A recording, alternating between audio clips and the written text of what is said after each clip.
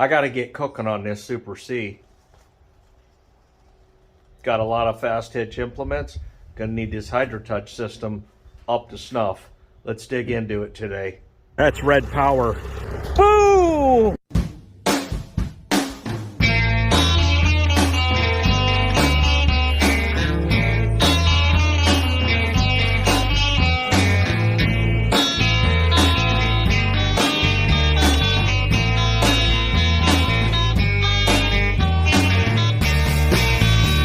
All right, first things first, you see that sad face? That ain't good. I like happy faces. That's a happy face. That's a sad face. We're gonna put a happy face on today. First thing, when you're working with these HydroTouch systems, you wanna make sure the rock shafts are back. I'm just gonna fire the tractor up briefly and make sure that they are fully back. Yeah, the levers are back, and the rock shafts actually look back, and the reason you want to do that is so that you don't overfull your hydraulic tank. All right, so thankfully this comes with a new nut, new bolt, because this one here has seen better days. In fact, it's probably the original. It's paint and rust welded and everything else on there, so yeah.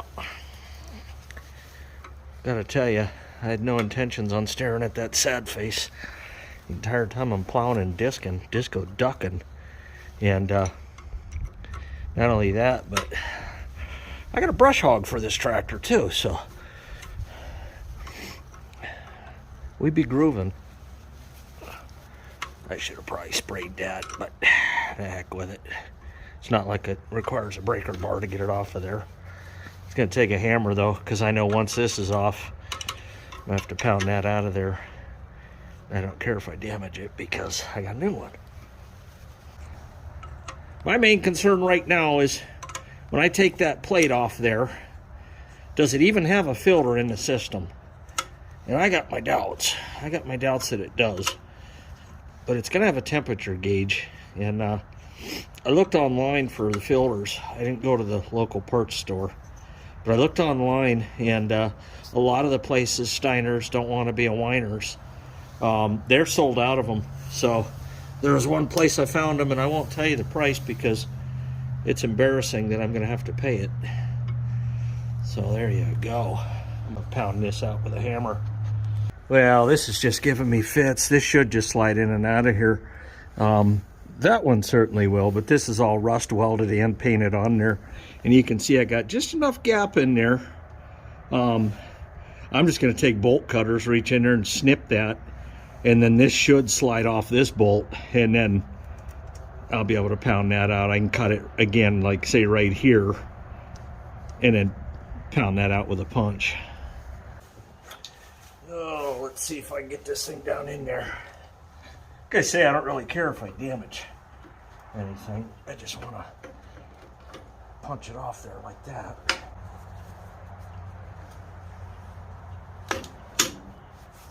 All right.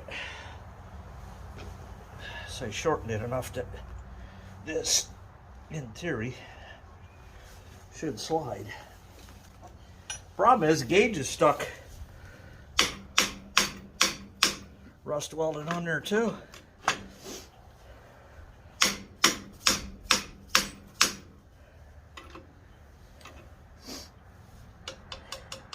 So it goes through two things there. All right.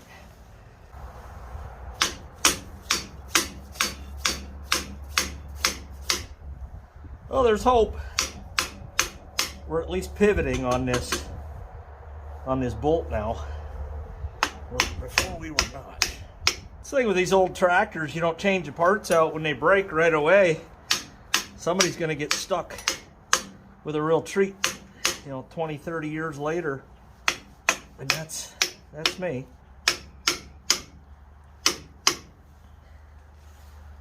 I didn't buy the tractor as a resto. It's not a full restore. I don't know. I might get the hacksaw out or the sawzall. I don't want to get the blue wrench out. It's not really necessary for something this size. Well, I went ahead and got the sawzall. Screw it. They call it the torch. We'll see if it torches it. I think it will. I don't care what I cut at this point.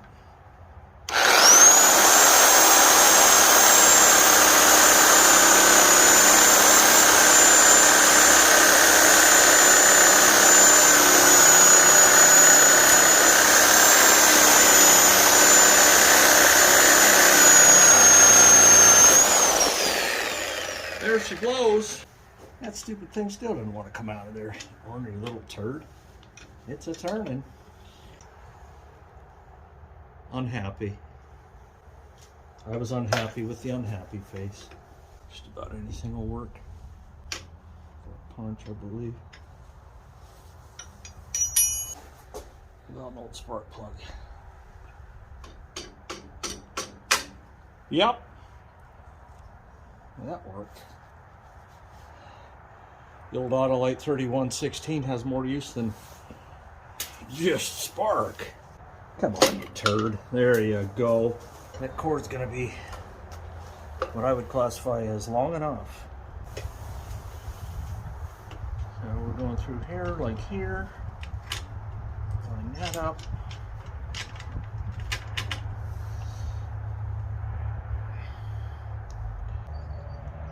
You're gonna tell me the bolt ain't long enough? I wouldn't be surprised. Huh.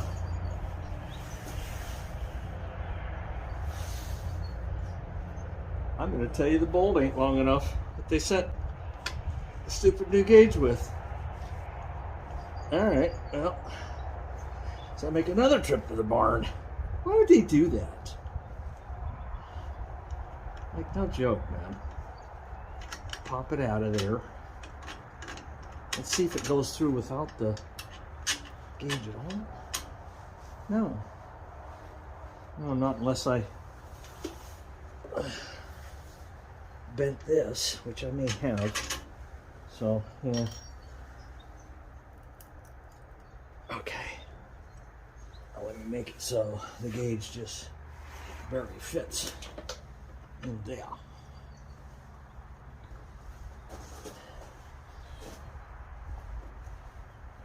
Okay. Now she might work.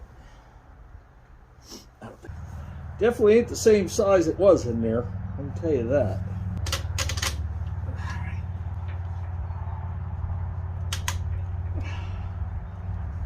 Yeah, I mean it's too short. Even clamped as tight as it goes, just about. It's huh. Who machined that?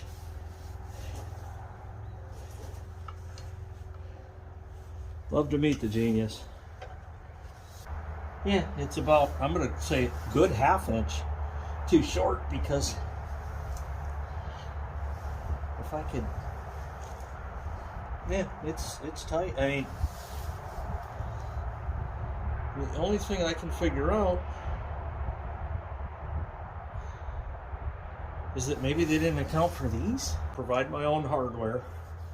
It's always a good thing. Well, I went downtown to see if they had a longer bolt to go through this so it could fit through both of these holes and both of these, and still leave enough space for a washer. And they sent me an 1 3/4 bolt, and I went downtown. The longest he had was 2 inches. So I'm going to have to order one online, I believe, unless Tractor Supply might have one. I just don't feel like searching for a needle in a haystack, so this is how I got it rigged so far. It's not going to stay that way, though. I'm never going to be satisfied without it being properly mounted. Looks better than a sad face, though. And I can tell you, wire coming off that gauge is a lot heavier than the original from the factory. That is for sure. All right, so what I'm going to do now is I'm going to drain it. Here's your fill. There's your drain, and there's where your filter is. And the sad truth is, like I said, I couldn't find a filter except for one site, and they wanted $178. And that didn't even include the gasket that goes in there. You know, I'll run my temperature gauge right there, no problem. The hope and the dream is that, number one, it has a filter. Number two, the filter that it does have is cleanable and reusable. If you remember when I did the 400, that tractor there, it was bad. I pulled that old filter out, hydraulic filter. I think it was the original. I mean, it was crumbled and crushed and basically ready to fall apart and go into pieces inside the reservoir. Not a good thing. Not really what you're looking for. And I'm going to turn this out. I know there's some sort of fluid in there because, and no, I'm not using a non-existent bucket for this. I could tell you this takes 3 quarts, but really the book I think says fill it a 1/2 inch below this fill port. A lot of guys just fill it until it starts to come out. I think you can get away with that, no problem. And let's see what we got. What do you think? Milky white? You know, you think milky or goody? Ooh. Well, I ate some oil because that sucker was under pressure. I should have known. That don't look like hydraulic fluid to me. Honestly, it don't. Man, I am just riddled in oil. Well, I guess it doesn't get any worse than what it is now. Now that I'm covered, I don't have to worry about being covered. I'll get a crescent wrench. Yeah, when I open that up, that'll come out pretty fast, even though it did. What do you think, guys? I get painted? The old WTC. Got an oil and lube. Yeah, I got that loose. Let's see if we can expedite the process here. Air in the top, fast flow out the bottom. I think the only thing that didn't get oil on it was my hat and my face. There we go. That's the spirit. I should have taken that off first. That was dumb. Doom cough, but no, that's not. I don't believe that's hydraulic fluid. It's a fluid.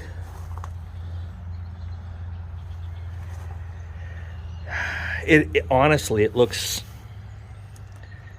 pretty good. I mean, it's not, whatever it is, it's not milky. I mean, it's legit. So, yep, I'm gonna take this off of here. I'll probably pinch this down. So moving right along, trying to figure out. Nah, it looks like it might be out of my way. Either way, let's just hope that there's a filter behind this. There may not be.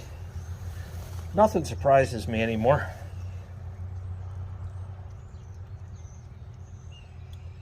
I know that's gonna have to be chiseled off of there. I can tell you one thing. It's been many, many, many moons since this thing's been off of here. I mean, holy crap, holy holy. Let's give it some love taps. There we go. I mean, sheesh. Oh yeah, we look gummy. Well, there you go. And I can tell you one thing, it was doing its job, because there's a lot of muck and guck on that. And I'll be cleaning it up, and of course there's no gasket. I'm gonna order a gasket because there should be a gasket right there. Yeah, there's a lot of garbage in there. Just over the years. Wow, look at the sludge. Nastiness. Not a fan, man. Not a fan. Yeah. It doesn't look great. I don't even think that the 400 wasn't this dirty. I think what they did was they just changed the oil out and said to heck with pulling the filter. I mean, that's some sludge. Most definitely. Then I'm pulling stuff out like this, like sticks, grass, crap.